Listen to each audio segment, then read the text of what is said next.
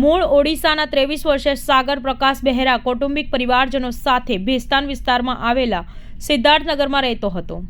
પરિવારમાં માતા પિતા, એક ભાઈ અને એક બહેન છે। માતા પિતા વતનમાં રહે છે અને નાનો ભાઈ તેની સાથે સુરતમાં રહે છે। સાગર લુમ્સના ખાતામાં બોબિન ભરીને પરિવારનું ગુજરાન ચલાવતો હતો। સાગર સાંજે નોકરી પરથી ઘરે સાયકલ પર એક મિત્ર સાથે આવી રહ્યો હતો। દરમિયાન ભેસ્તાન વિસ્તારમાં તેમની સાયકલની આડે 3 જેટલા યુવકો મોબાઈલ લઈને ઘસી આવ્યા હતા। તેમને અટકાવ્યા હતા અને ત્યારબાદ તેમની પાસે રહેલો મોબાઈલ ફોન છીનવવાનો પ્રયાસ કર્યો હતો, જેથી સાગર અને તેનો મિત્ર ભાગવા લાગ્યા હતા। સિદ્ધાર્થનગર પાસે આવેલા બીઆરટીએસ રોડ ક્રોસ કરતા સમયે બીઆરટીએસ રૂટમાં પૂર ઝડપે દોડતી એસટી બસે સાગરને અડફેટી લીધો હતો। એસટી બસની અડફેટે આવેલા સાગરનું ઘટના સ્થળે જ મોત નીપજ્યું હતું।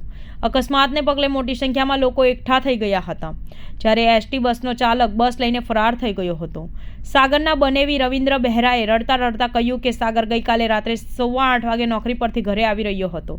તેની સાથે પણ એક યુવક હતો। બંને સાયકલ પર સવારી કરી ઘરે આવી રહ્યા હતા ત્યારે સ્કૂટી પર 3 શખ્સો આવ્યા હતા અને સાયકલ આગળ ઊભી રાખી દીધી હતી।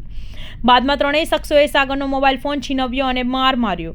આથી સાગર અને તેની સાથેનો યુવક બંને સાયકલ છોડીને ભાગ્યા હતા અને ચપ્પલ પણ ત્યાં જ પડ્યા હતા। બંને ભાગીને રોડ ક્રોસ કરતા હતા ત્યારે ચાલક એસટી બસ સાગર પર ચડાવી દીધી હતી। સ્કૂટી પર આવેલા ત્રણેય શખ્સો આવ્યા હતા। તેની સીસીટીવી कैमरा चेक કરવામાં આવે તો ખબર पड़ी जैसे અને આ ત્રણેયને સજા થવી જોઈએ। मेरा नाम कैलाश तराई है, मैं उड़ीसा से हूँ, सचिन में रह रहा हूँ। तो ये जो घटना हुआ सर, ये लोग ड्यूटी से आ रहे थे, दिन ड्यूटी था, ये लोग दिन ड्यूटी से सर आए ना, तो कुछ लोग उसको जैसा बेस्तान बस स्टैंड है ना सर, बेस्तान बस स्टैंड का सामने वो बाजू वो लोग था, वहाँ नवजीवन में शोरूम है, वहाँ पे वो लोग को कुछ लोग मारने आए, मतलब मोबाइल छीनने आए। तो वो लड़का क्या डर गया। वो लोग जो छीनने भी आया, वो लोग चोर थे, उसको दादागिरी दिखाए वो लोग। वो जो दादागिरी किया, वो लोग को भी सरकारी कार्रवाई होना चाहिए, जो नियम सरकार का, तो वो लोग को अरेस्ट होना चाहिए सर।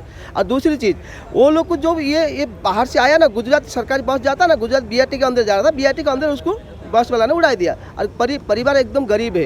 ये दो भाई है, छोटा भाई है, उसके ऊपर घर चल रहा था सर, और माँ बाप बूढ़ी है। और बाकी कुछ ना कुछ उनको सरकारी कार्रवाई होना चाहिए, कुछ ना कुछ घर वालों को मिलना चाहिए सर।